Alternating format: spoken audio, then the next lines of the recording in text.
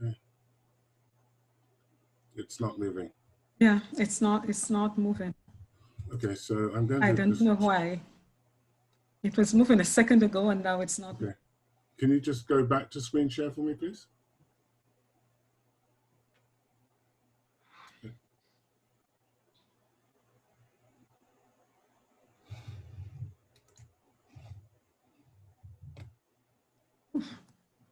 I'm just stuck.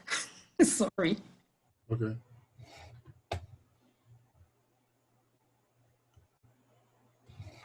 Okay. The icons for screen share is not coming up. I don't know what happened.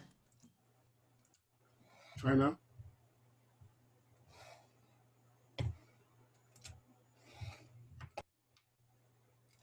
Here it is. Okay. Okay.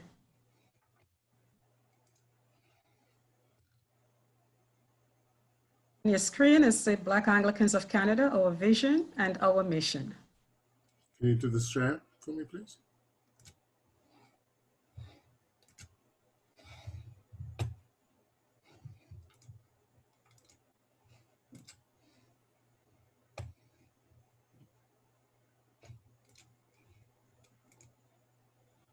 Bishop Peter, can you bring up the introduction on the screen for me, please?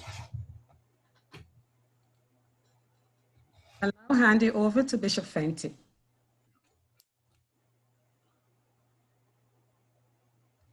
You need to put your unmute yourself.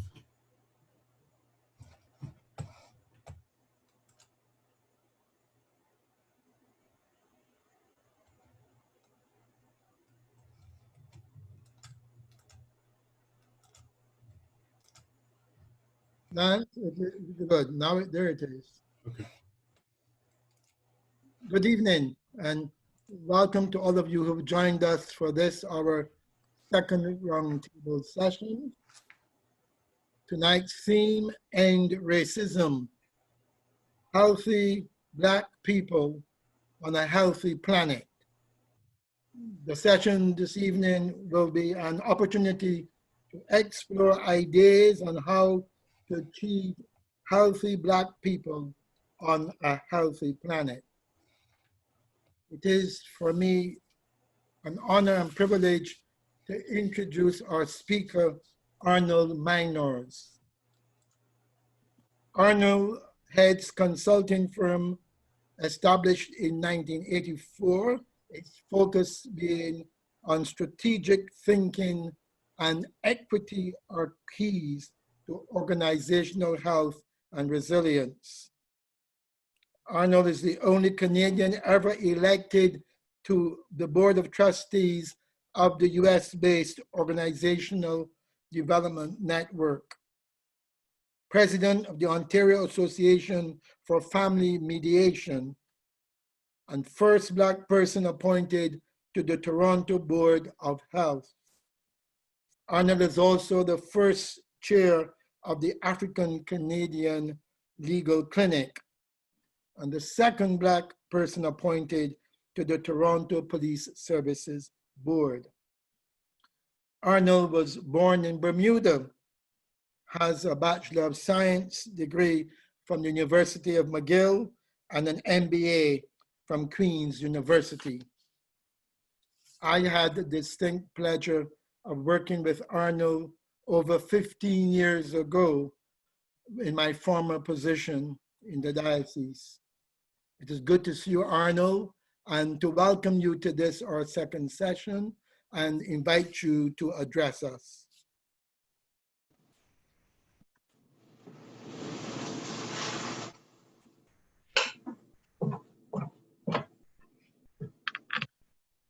Good evening, all, and thank you, Bishop Fenty. It's good to be with you this evening, although I wish it wasn't on the subject of anti-Black racism. Incidentally, this discussion tonight, I have written for Black folk. I'm working on the assumption that anyone here this evening is an ally in helping to achieve the goal of anti-Black racism in society. So you can think of yourselves as allies, and everything I say will apply to you. You know what it's like when you're at your cousin Flo's viewing and you find yourself saying to somebody you haven't seen a long time, "It's good to see you, although I wish it wasn't for this reason." That's why I said earlier, it's good to be here, this roundtable, but I wish it wasn't for this subject. I wish this subject would go away so that I can have a normal life, so that we can all have normal lives. I want to be able to live in a world where anti-Black racism is a subject that nobody has to talk about unless it's a history lesson. I have a little friend who will be 3 in October. I named him Little Fella when I first laid eyes on him just after he was born. I want him to live in a world where I teach him the normal things about growing up in this world and not the extra things he has to learn just because he's a Black child who will become a young Black man. I'm going to have to put on my glasses because I'm getting old and I can no longer see. I don't know if he will go to church when he's older, but I wish that if he were to go to an Anglican church, he would not have to deal with anti-Black racism, which still, unfortunately, is alive and well in this church. I just want to add a comment in my thank you to Bishop Fenty, the Venerable Bishop Fenty, for introducing me. I still get a little nervous about what people might say when they introduce me. I've decided that I'm never going to die just so that I won't be in a position not to be able to defend myself when people talk about me. Thank you, Jackie, Reverend Jacqueline Daly. I've known her for so long as Jackie that I stumble over the Reverend part. Thank you for inviting me to be here to be with you all this evening as a part of the Wednesday series. Years ago, my mother told my sister and me that we had to go to church. She didn't care where we went, just as long as we went somewhere. I chose to rotate among 3 churches. A Pentecostal church, because it was 100 yards from my house. The problem with it for me was that the service was 2.5 hours long. I used to slip out halfway when they were taking up collection. The second was an AME church. I went there because that's where my godmother went. I loved her, and so it was a good choice. She loved me completely, absolutely, totally unconditionally, even though I did things all the time that would have her say out loud, "I'm gonna kill that boy." She was, as it happens, my first anti-Black racism educator. She was the one to tell me when I was 7 or 8 that I was a smart colored boy and that it was my responsibility to do what I could to make the world a better place for colored people. That's what we called Black folk back then. She was the one who gave me, when I was 8, the term nature's passport to explain white skin privilege. I'll be 75 next week, Friday. I'll send you my email address so that you can send presents by email transfer. What she didn't tell me is that I'd be doing this work for 68 years. So the third church was an Anglican church. I chose it because the service was 55 minutes.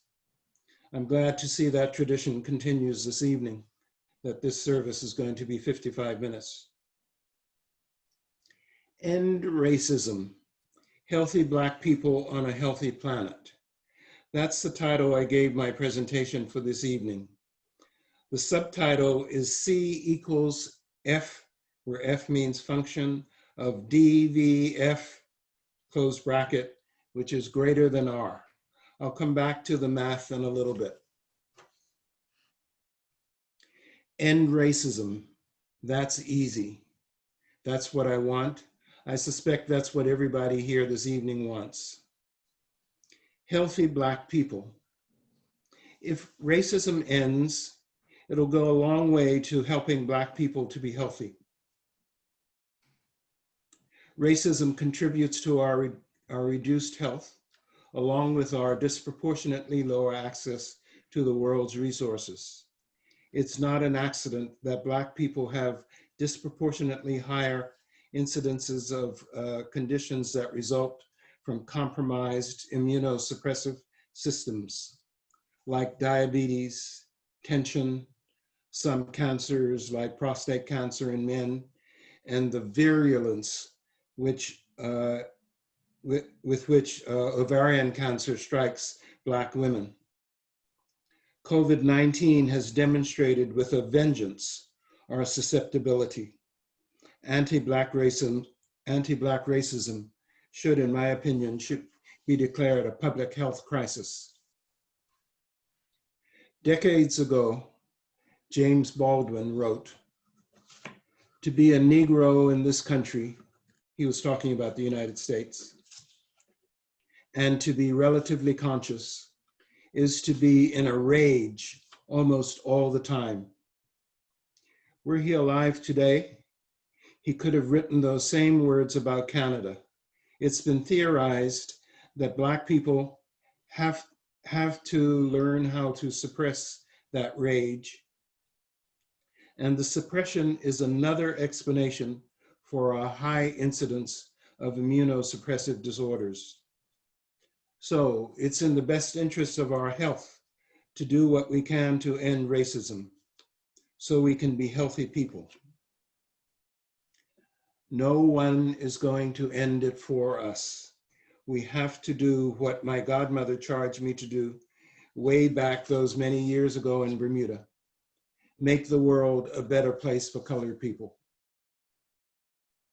I'm going to spend most of my time talking about what we can do to end racism.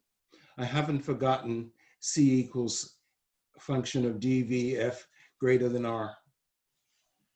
But first, healthy planet. This is the only planet we have. I know some people are trying to escape it and go to Mars, but this is the only planet we have. We have to treat Mother Earth well. There is an indigenous tradition that we should make no decisions that have negative consequences for children 7 years hence. Ancient African traditions are not really my area of expertise, but I'm told that there is a similar responsibility in our ancient traditions. I think we must be environmentalists. We must do what we can to step lightly on the earth. We must live light. We must not buy things to impress. Consumerism contributes to the death of our planet. Consumerism is killing our mother. I urge you to learn what you can, do what you can to save our Mother Earth. If we end racism and are healthy people and have nowhere decent to live, we've killed the planet. What was the point? We must have a healthy planet. I assure you I'm getting closer to C equals a function of DVF greater than R. White supremacy continues to be impressive in its success in doing exactly what it was intended to do: achieve the survival of white people, who are outnumbered by a factor of 9 to 1 by people of color and indigenous peoples. The impact of white supremacy has been and continues to be oppression of people of color and indigenous peoples. It's not surprising that the European allies through the United States dropped the atomic bomb on Nagasaki and not Berlin in what's called World War II. It is not a surprise that the British colonized India. No one should be surprised that British, French, and Spanish terrorists landed in the Americas and committed genocide with the indigenous peoples of Turtle Island, who had stewarded those lands for millennia. Africa was carved up at the Berlin Conference in the late 1800s in a way that ensured that the peoples of the motherland would wage war on each other rather than focusing on their real common enemy. Those survival strategies of white people continue today. We see it in the choices to invade West Asian countries under the pretense of protecting democracy. We see it in the longtime membership of the United Nations Security Council and the veto vote that allowed Europe and white America to continue their survival strategies. We see it in the push for English and French as world languages with the simultaneous imposition of the mindset that goes with language. We see it in globalization, which is really code language for renewed colonialism. Let me just make a comment here about what I mean when I talk about white people. White supremacy is a system designed by people in power, and in Canada, the people in power, in settler Canada, the people in power are white, heterosexual, able-bodied, mostly Christian, white men. Some people who are white do not behave in oppressive ways, but when I talk about a system, it is that system of white supremacy that I'm talking about. I'm not condemning all white people. And in fact, my experience is that some Black people have, for reasons of their own, bought into the notion of white supremacy. It's called internalized racism. And they too contribute to the continuation of racism. But for all of you, I need to make sure what I'm talking about when I talk about white supremacy as a system.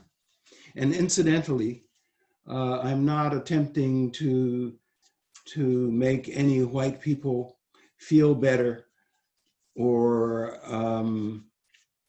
address what Robin DiAngelo calls white fragility. I'm just trying to clarify something. So white supremacy, we see it in the push for English and French. I think I said that. Sometimes white supremacy is used interchangeably with the term racism. Technically, they are not synonyms, in my opinion. White species survival is the goal. White supremacy, excuse me, is the survival strategy. Racism is a major tactic designed to achieve the goal. To be clear, racism comes from the invented notion of race applied to people.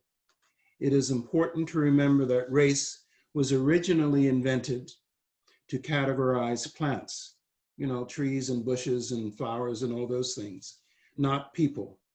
In order for people racism to exist, a group must be able to assign themselves to a superior race and explicitly or implicitly assign others to an inferior race. And the key is that the group making the assignment must both have and be willing to abuse the power to make the assignment stick, usually through law, propaganda, education, or more precisely, as Carter G. Woodson called it, miseducation, and weapons.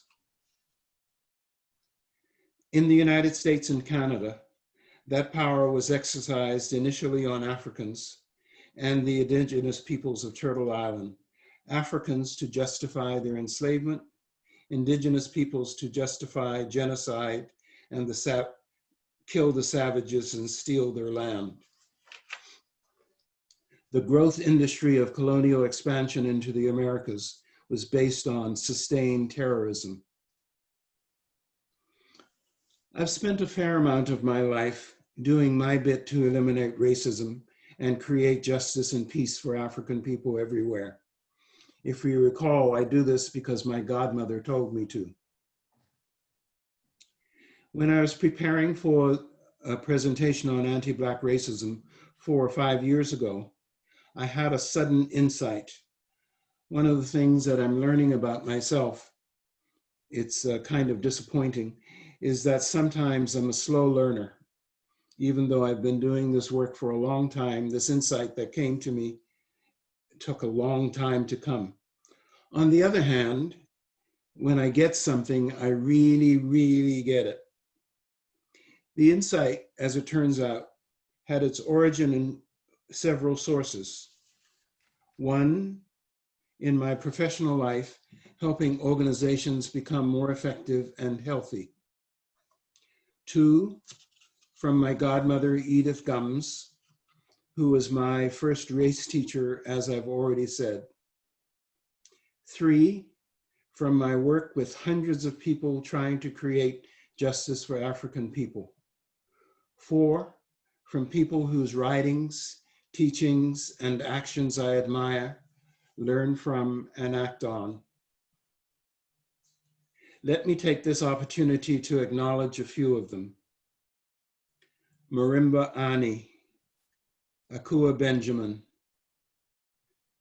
the late Dr. Francis Cress Welsing, Frantz Fanon, Louis Farrakhan, Neely Fuller, Reuben Harris, Eva Hodgson, who was my geography teacher in high school, Bell Hooks, Rocky Jones, Malana Karenga, Dudley Laws, Winnie Mandela, Toni Morrison, Robert Mugabe, Ed Nichols, Charlie and Hetty Roach, Thomas Sankara, Alice Walker, Kimberly Williams Cranshaw, Miriam Youngchief.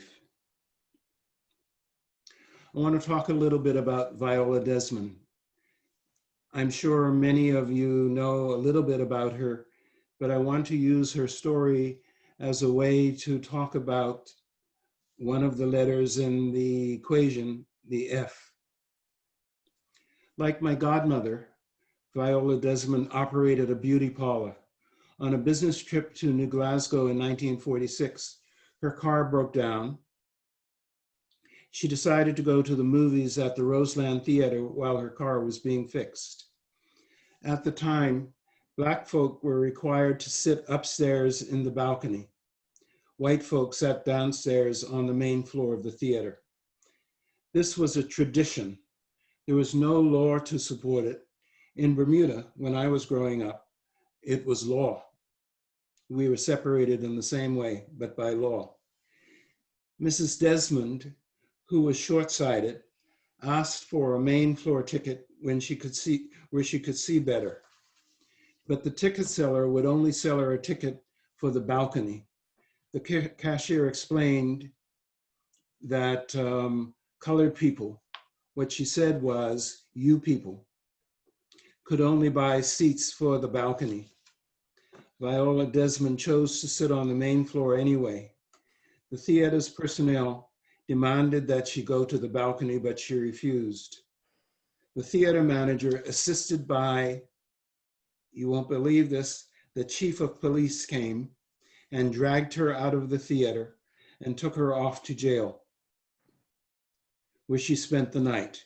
They hurt her hip, dragging her out. The law is not about justice for Black folk. It's about keeping us in line. The next morning, she was brought before the magistrate and charged with tax evasion, defrauding the Nova Scotia government of 1 cent. Here's how that worked. I apologize if some of you know all of these details, but it's amazing to me still the lengths to which people will go to criminalize us. As I mentioned before, there were no laws enforcing racial segregation in theaters. So our creative white supremacist authorities dragged out a provincial law that required theater patrons pay an amusement tax based on the price of the ticket. Ticket prices included a tax of 3 cents on the downstairs tickets and 2 cents on balcony tickets.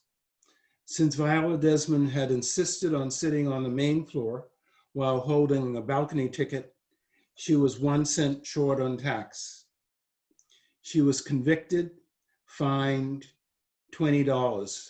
$20 was a lot of money in those days. Outraged, she went back to Halifax and mobilized the community. She lost her appeal at court when the judges decided to stick with technicalities and not deal with the racist impact of her charge, arrest, detention, and conviction. 65 years later, judges and juries continue to do the same thing in the United States and Canada. I'd like you to look up the case of a lawyer in Toronto named Derek Gravesande. DERYKGRAVESANDE. It's 3 or 4 years old. It is a disgraceful story. Sometimes small steps lead to big change. Viola Desmond's refusal to sit where she was told, like Rosa Parks years later in the United States, sparked change in racial equality law in Nova Scotia. One small step, not originally intended to lead to change, was a key to advancing change in Nova Scotia. My insight was that I could apply what I knew about organizational change to talk about a way to create justice for African people everywhere. Dick Beckhard is one of the founders of organization development, my professional field, as Bishop Fenty read out to you. He's known for creating the formula that I am using tonight. It's a formula for implementing change in organizations. This is his formula, and I think you have it in the material that you would have seen. C equals F, a function of DVF greater than R, where C, maybe you can take out some pencil and paper and write this down. This will be the only thing you need to write. And if you have good memories, you don't even need to do that. C is a desired change. D is dissatisfaction with the status quo. V is a vision of the desired future.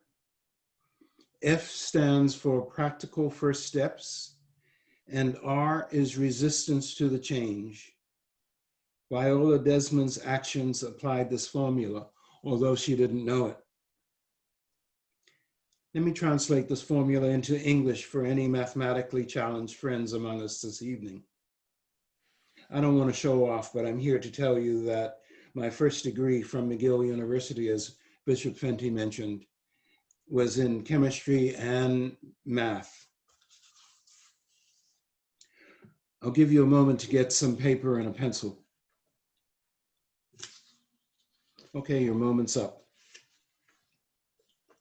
In order to make a change, C, you have to make sure that there is a positive level of dissatisfaction, D, with the status quo. That there is a vision, V, that is communicated. That there are doable actions or first steps, F, that people can take. And that the combination of dissatisfaction, vision, and practical steps must be greater than the resistance are to the change. So now we're all math geniuses. A change that I want, for example, is elimination of white supremacy, racism, and substitution of justice, security, equitable wealth, and peace for all Africans. I am profoundly dissatisfied with the status quo. My vision for African people is self-determination in all areas of human activity. I've taken a number of steps and continue to do so. I've been blessed with being in a position to take some of these steps in Toronto, where others have told me about changes they have seen as a result of my action. On the Toronto Police Services Board, for example, on the Toronto Board of Health, where I was the founder of the first equity subcommittee of that board. To that extent, I'm fortunate to have been able to overcome resistance. And incidentally, you can tell if you've overcome resistance if you get the change. If you don't get the change you're looking for with the steps that you took, stop them, try something else. As I've reviewed some of my failures over the years, it's become clear to me that I have not been as careful as I might have been in ensuring that the steps I took were sustained enough to overcome the resistance. As I said a few minutes ago, I'm a slow learner. I offer this formula to all of you.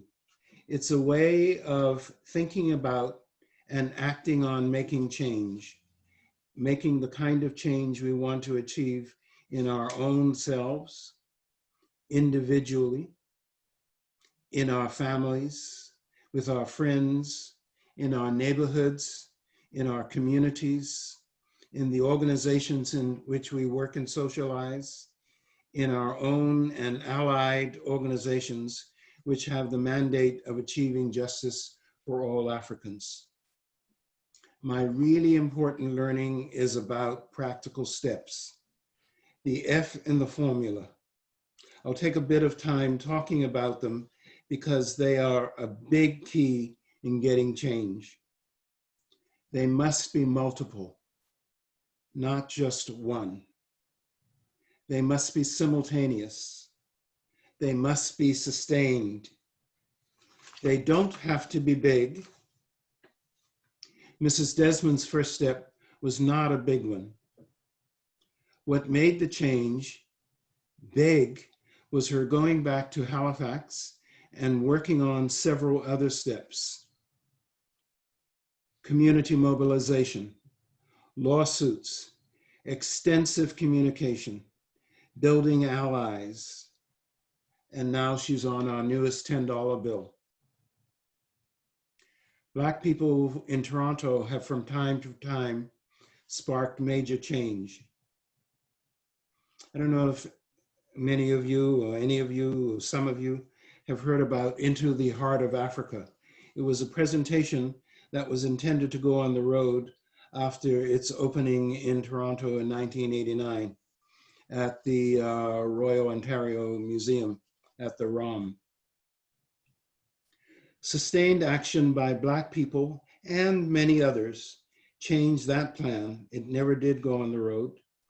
The exhibit featured objects and images collected by soldiers and missionaries, brought back to England and found their way to the ROM.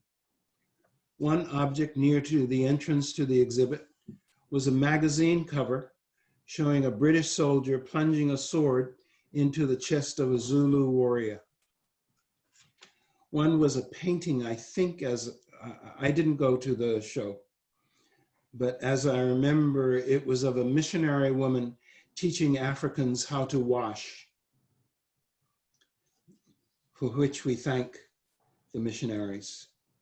The ROM apologized for that presentation, putting on that presentation in 2016, 27 years later. The exhibit is now held up in classrooms as an example of what curators should not do. Showboat was to be the first performance in the then new North York Theater for the Performing Arts in 1993. The mayor of North York at the time was a guy named Mel Lastman. Some of you may have heard of him.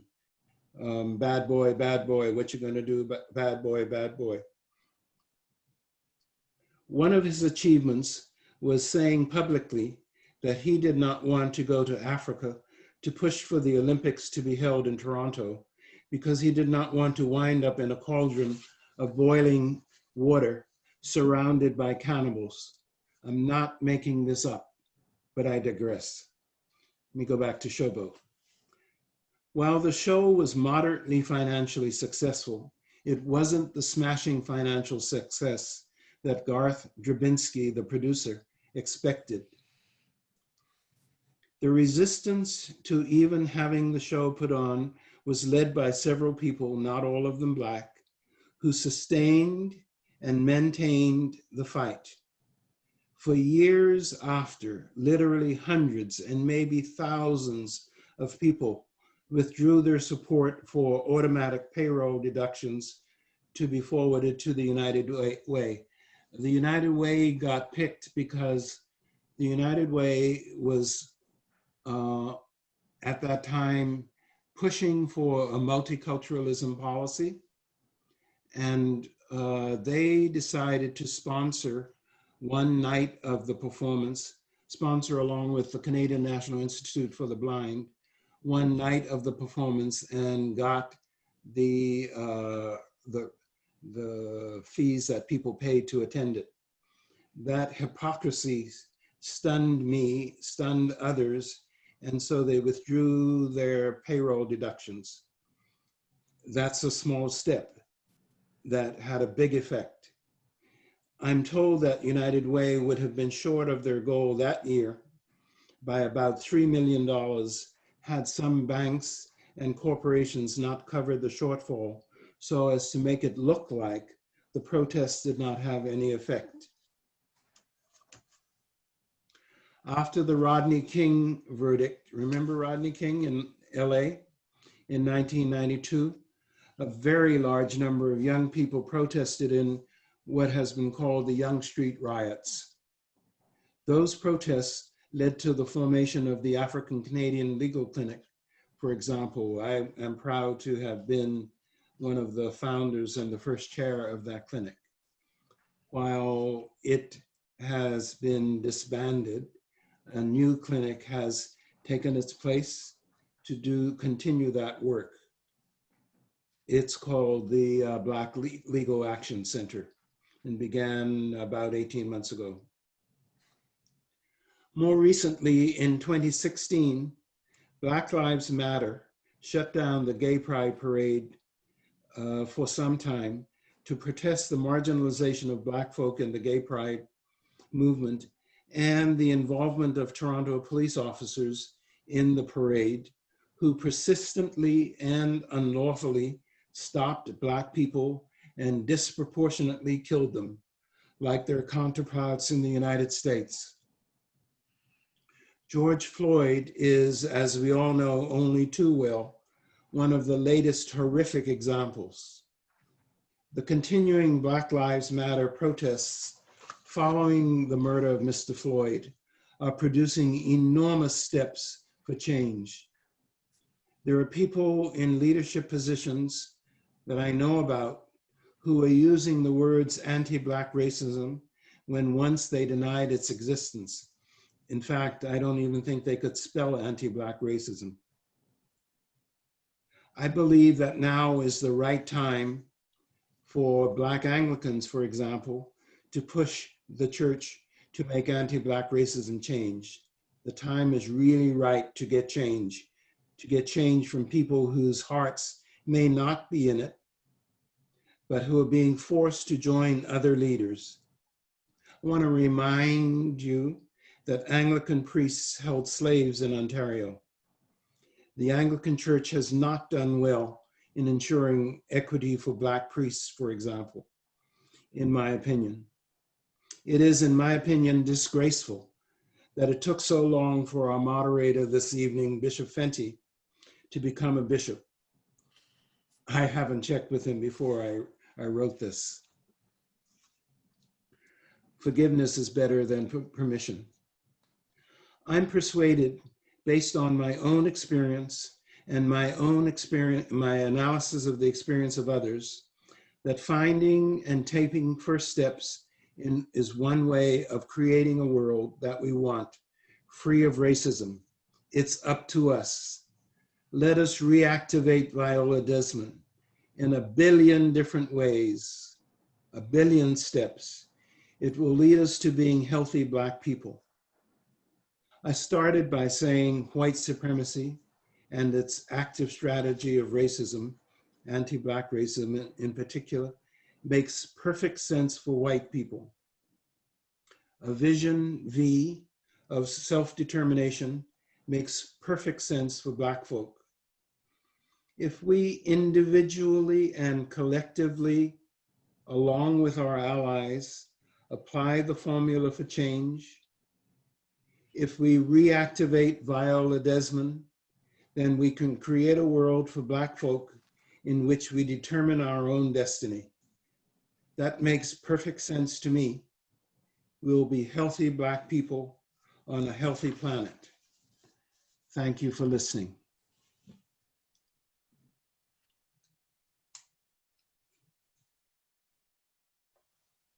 Thank you very much. I'm looking for questions, and we don't have any questions at this time. So, Bishop Peter, if you have any questions, if you want to take over at this point. To unmute me. Go ahead. Thank you. Arnold, thank you very much for your presentation. And I was intrigued with your point with regards to the role of the law in oppressing Black folks, which continues to this very day. I'm appreciative of your role in serving on the board. Could you say more about how the law reinforces white supremacy in the Canadian context? And in light of the many calls for defunding police in the US, what are your thoughts about how might our legal authorities be reformed? Well, let me give you an example. I mentioned of how the law continues to oppress us. I don't know if the people online know that in the United States, for example, it was unlawful for Black people to testify against white people. I haven't been able to find out if that was true in Canada, but what I know is that there is a long history of Black people being judged not credible by judges. The reason I mentioned Derek Gravesandi case is it's an interesting case. Derek Gravesandi is a guy, he came to Toronto from Guyana as a teacher. He became a lawyer and was quite successful. And he went to the Don jail to meet a client who was in jail because he'd lost at a murder trial. And the client had asked him to come to handle his appeal. And Derek decided to go to the court, to the jail, and tell this man that he had taken time off from being a lawyer and that he couldn't handle his appeal. And he thought that the best thing to do was to tell the man face to face. During, one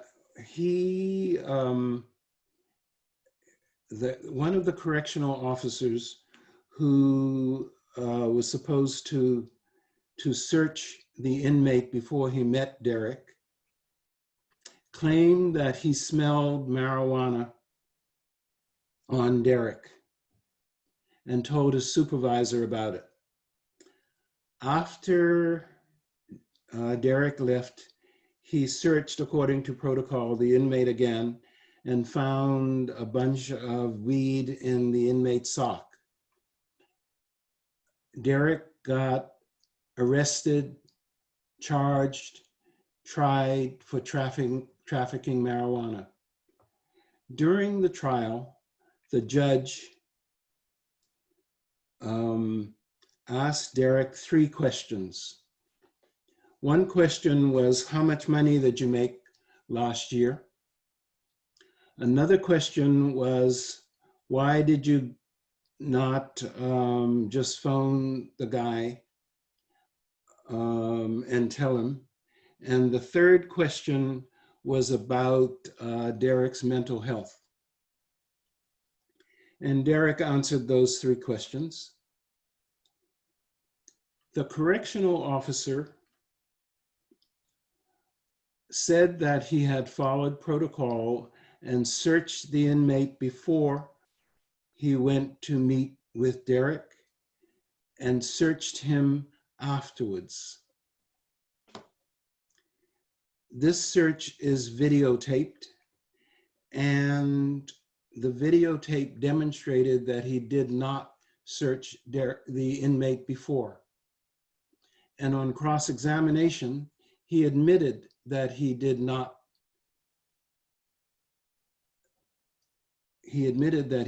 search the inmate.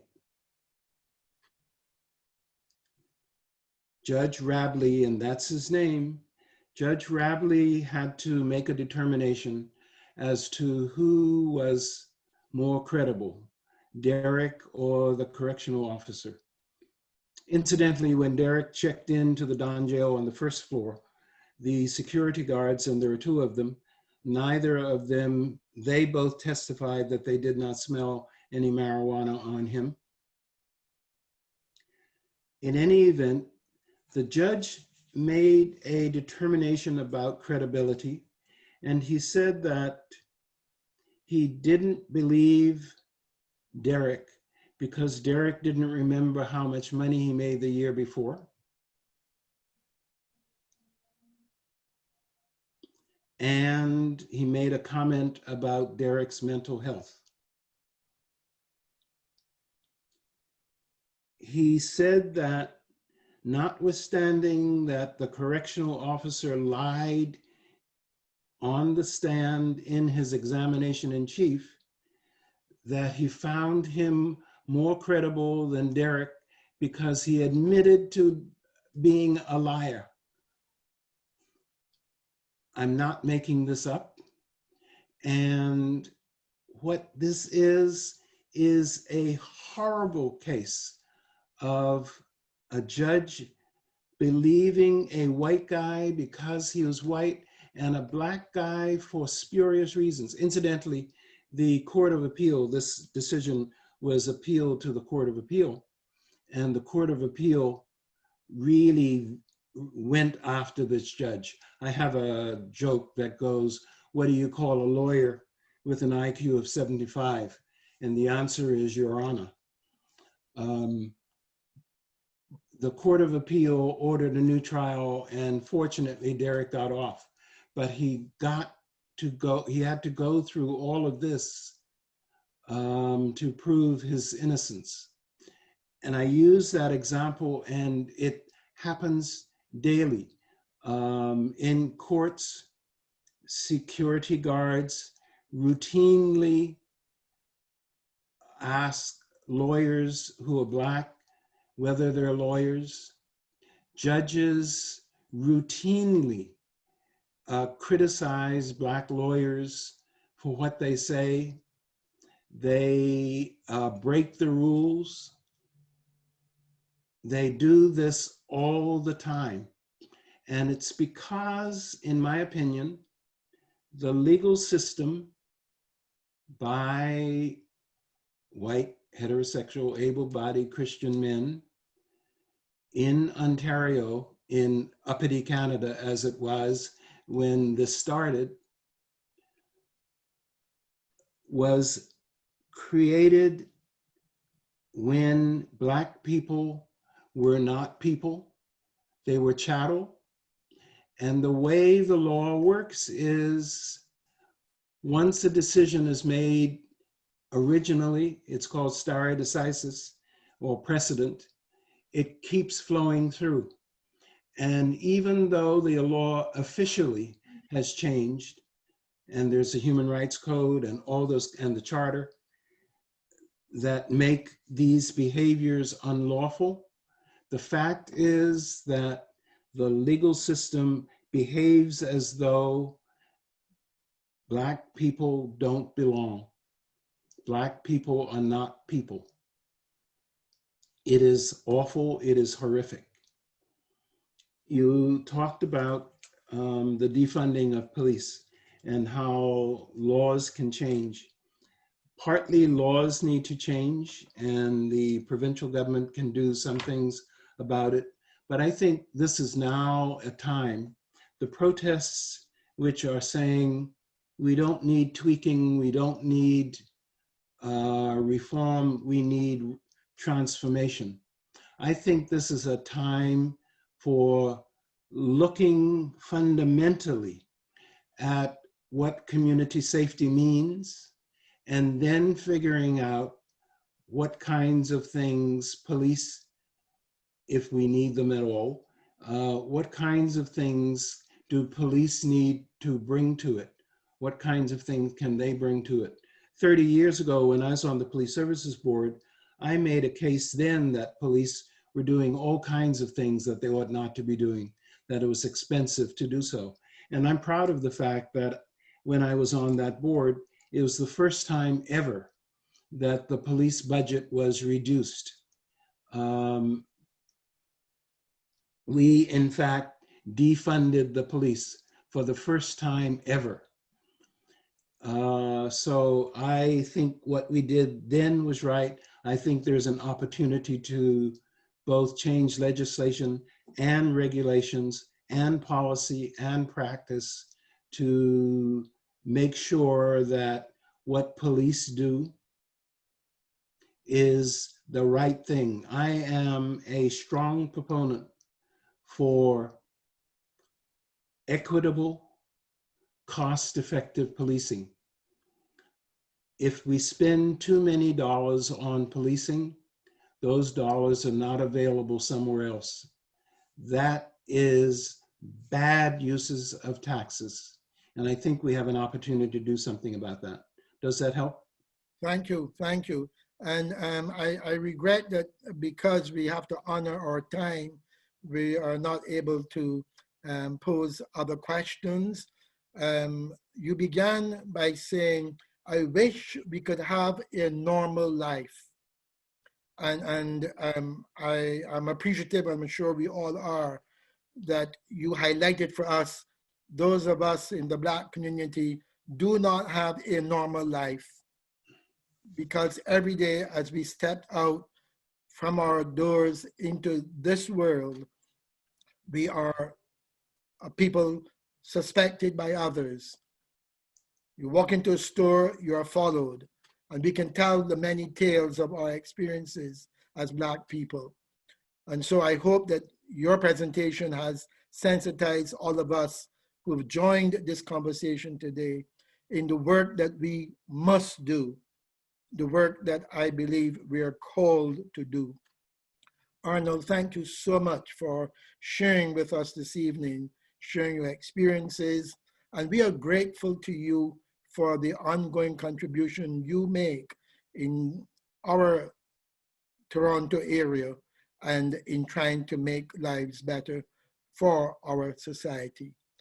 And so it is with much pleasure that I express on the behalf of all of us our sincere thanks to you for being with us, Arnold. I now hand us back to Yvonne. Thank you, Bishop Fenty, for moderating this evening's conversation. And I want to also give a big thank you to all of our friends and allies who joined us this evening, taking the time to be part of this conversation. Just a reminder that next Wednesday, July 22nd, we'll continue the conversation with anti-Black racism in Canadian institutions. Our speaker would be Dr. Carl James from York University, and our moderator, Andre Lynn. So thank you all, and please, we ask for your support in this work that we are doing, and be generous in your donations. Here is how you can transfer to us, e-transfer to blackanglicans@gmail.com. Thank you very much. Thank you, Arnold, and have a good evening. Good night, everyone. Thank you.